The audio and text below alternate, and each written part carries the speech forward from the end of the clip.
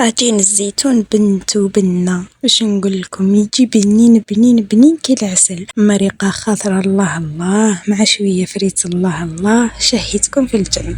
هيا شوفولي، كملوا معايا لا فيديو وجربوه وردوا لي بالخبر، متأكدة باللي يعجبكم.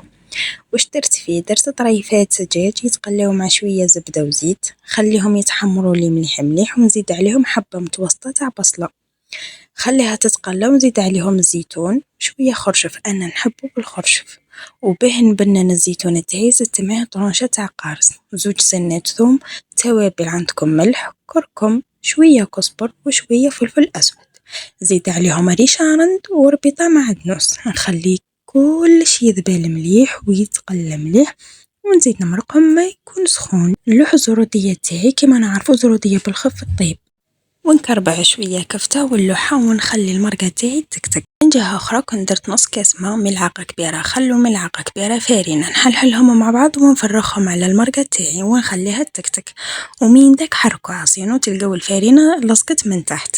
وهذا هو طبقنا لنهار اليوم. شوفوا هذا الوصفة نسحقكم كامل تجربوها واحدة بواحدة، لأنها صح تستاهل التجربة، وكي نقولكم عسل معسل يعني عسل معسل.